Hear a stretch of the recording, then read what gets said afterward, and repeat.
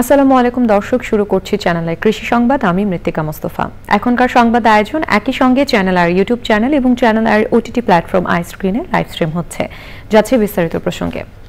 সাতক্ষীরায় শীতকালীন সবজির দাম পাচ্ছেন না কৃষক। ক্ষেত থেকে 4-5 টাকা কেজি দরে ফুলকপি, বাঁধাকপি সহ বিভিন্ন সবজি বিক্রি হচ্ছে। এতে কৃষকদের মধ্যে হতাশার সৃষ্টি হয়েছে। সাতক্ষীরা থেকে আবুল কালাম আজাদের পাঠানো তথ্য ভিডিওচিত্র নিয়ে রাজীব আহমেদের রিপোর্ট। সাতক্ষীরার বিভিন্ন এলাকায় সবজি চাষাবাদ বহু আগে থেকেই। অগ্রহায়ণ মাস থেকেই কৃষকের উৎপাদিত শীতকালীন সবজি বাজারে উঠতে থাকে। অন্যান্য বছর ভালো দাম পেলেও এবছর সবজির দাম অনেক কমে গেছে। সাতক্ষীরা সদর ও তালা উপজেলা জুড়ে জলাবদ্ধতা থাকায় 1 লাখ পরিবার পানিবন্দী ছিল। সার, কীটনাশক ও বীজের দাম বেশি থাকায় সবজি চাষে উৎপাদন খরচ বেড়ে গেছে। আর খেতে কৃষকের কাছ থেকে বিক্রেতারা কিনছেন 2 থেকে 5 টাকা কেজি দরে। কৃষকের লাভ তো দূরের কথা, সার, বীজ, কীটনাশকের দামটুকুই উঠছে না। কপি পিছনে একটা গাছের পিছনে 10-15 টাকা খরচ, এখন পাওয়া যাচ্ছে 5 টাকা কেজি। তাহলে কি করে পিঠ বাঁচবে? খরচ দিয়েছে 35 থেকে 40 হাজার টাকা, এখন 15 হাজার টাকা বাড়ি আমি আনতে পারিনি। 20-30 হাজারের উপরে টাকা উদ্যোগ খরচ করেছি, কিন্তু আমরা এখন যে 3-4 টাকা কপি কেজি, আমরা খুব লস হয়ে গেছে আমাদের কৃষকেরা। তাহলে এখন এই কৃষকের এই যে খরচ করি, এখন আমরা কোথায় যাব? হ্যাঁ, আমরা কম দামে চাই, কিন্তু ন্যায্য, যেটা হলো যদি সারের দাম কমে যায়, বিদ্যুতের ইউনিটের দাম কমে যায়, তাহলে অন্তত কৃষকরা তখন বাঁচবে। কিন্তু এগুলো দাম বাড়িয়ে, সরকারের দাম কমাই দিয়ে, অন্যান্য ফসলের দাম কমাই দিয়ে, এগুলো কিন্তু কৃষককে মেরে ফেলা। কৃষক যদি না বেঁচে থাকে তাহলে আমরা কিভাবে বাঁচবো? দরপতনের কারণ হিসেবে আবহাওয়াকেই দায়ী করছে কৃষি বিপণন বিভাগ। এবছর এই বৃষ্টির পরে সব লোকজনই, যেহেতু মৌসুম শেষ হয়ে যাচ্ছে, তাই সমস্ত কৃষকরা একত্রে পণ্য লাগানোর জন্য এই পণ্যগুলো বাজারে সরবরাহ এতটাই বেশি হয়ে গেছে যে ঢাকা, চট্টগ্রাম, পটুয়াখালী, বরিশাল যেখানেই বলেন আমরা মার্কেট সংযোগ করতেছি, কিন্তু চাহিদার একটা ব্যাপার আছে। চাহিদার অতিরিক্ত পণ্যটা এসে গেছে, যে কারণে আজকের কৃষকরা দামটা কম পাচ্ছে। মৌসুমে উৎপাদিত সবজি সংরক্ষণে সবজি হিমাগার চান কৃষি সংশ্লিষ্টরা। Rajib Ahmed, channel i. বড় মৌসুমের শুরুতেই বীজতলা তৈরি ও পরিচর্যায় ব্যস্ত সময় পার করছেন চাষিরা। ধানের চারা যাতে নষ্ট না হয় তাই বেড পদ্ধতি তৈরি সহ নিরাপদ ও আদর্শ বীজতলা তৈরি করছেন তারা। মেহেরপুর প্রতিনিধি গোলাম মোস্তফার রিপোর্ট। মেহেরপুরে বোরো ধানের চারা সংকট এড়াতে ও পুষ্ট চারা পেতে কৃষি বিভাগের পরামর্শে আদর্শ বেড পদ্ধতিতে বীজতলা তৈরি করেছেন চাষিরা। তাই চাষিদের এখন ব্যস্ত সময় কাটছে বড় বীজতলায়। আবহাওয়া ভালো থাকায় এবার ধানের চারাও ভালো হয়েছে।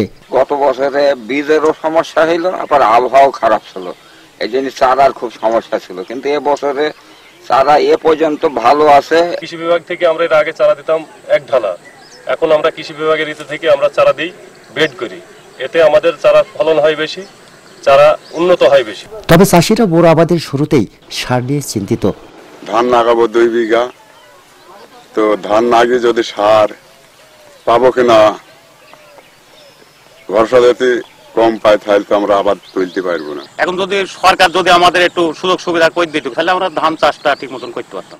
বড় আবাদের লক্ষ্যমাত্রা পূরণে বীজতলা যাতে নষ্ট না হয় সে বিষয়ে চাষিদের বিভিন্ন পরামর্শ দিচ্ছে কৃষি বিভাগ। এবার আবহাওয়া অনুকূলে থাকায় চারা এত সুন্দর হয়েছে, আমাদের যে টার্গেট ছিল আমি মনে করি টার্গেট থেকেও অনেক বেশি হবে। আর চারা যাতে কোল্ড ইঞ্জুরিতে না ভোগে এই জন্য তারা আগে ভাগে যেমন চারা দিয়েছে, আমরা তাদের পলিথিন ব্যবহার করার কথাও বলছি, যাতে তাদের নির্বিঘ্নে চারা তুলতে পারে সেই পরামর্শ আমরা সবসময় দিয়ে যাচ্ছি। চলতি বড় মৌসুমে আবাদের লক্ষ্যমাত্রা ধরা হয়েছে 19,427 হেক্টর জমিতে। এই লক্ষ্যমাত্রা পূরণে 978 হেক্টর জমির বীজতলা তৈরি করা হয়েছে। মেহেরপুর থেকে গোলাম মোস্তফা, চ্যানেল আই। যশোরের মনিরামপুরের কুয়াদা এলাকায় গড়ে উঠেছে দেশি বিদেশি ফলদ, বনজ ও ঔষধি গাছের সংগ্রহশালা।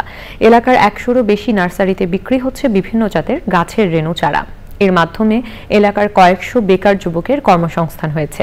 তারা বদলে ফেলছেন ভাগ্যের চাকা। যশোর প্রতিনিধি আকরামুজ্জামানের রিপোর্ট।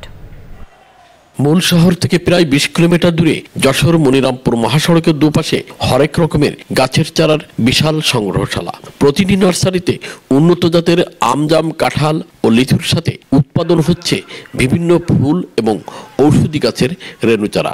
এ উদ্যোগে ভাগ্য খুলেছে এলাকার বেকার মানুষের। বিভিন্ন ধরনের গোলাপের চারা আছে, বিভিন্ন রকমের দামি দামি আমের চারা পাওয়া যায়। 10 টাকা থেকে শুরু করে মনে করেন 12, 14, 15, 20 এরকম বিক্রি হয়।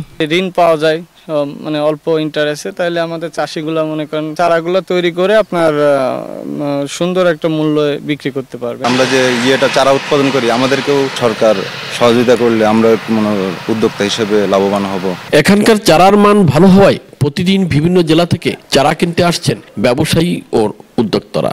এখানে একটু মালটাও ভালো পাই, রেটটাও একটু কমে আছে। বিভিন্ন আইটেমের ফল বা রেণু এখান থেকে আমরা নিয়ে যাই, নার্সারি থেকে তৈরি করে আমরা এইটা বিভিন্ন ডিস্ট্রিক্টে আমরা সাপ্লাই করি। উন্নত জাতের চারা উৎপাদনে চাষিদের সহযোগিতা করছে কৃষি সম্প্রসারণ অধিদপ্তর। সংশ্লিষ্ট উপজেলায় যারা নার্সারি ব্যবসার সাথে জড়িত সেই সমস্ত স্বত্বাধিকারী যারা উপজেলা কৃষি অফিসের মাধ্যম দিয়ে যদি ব্যাংকে সরাসরি আবেদন করে, সেক্ষেত্রে তারা এই ঋণ খুব সহজে কিন্তু পেতে পারে। সরকারি পৃষ্ঠপোষকতা পেলে জেলার অন্য উপজেলাতেও ফল, ফুল, বনজ ও ঔষধি গাছের নার্সারি গড়ে উঠবে বলে মনে করেন সংশ্লিষ্টরা।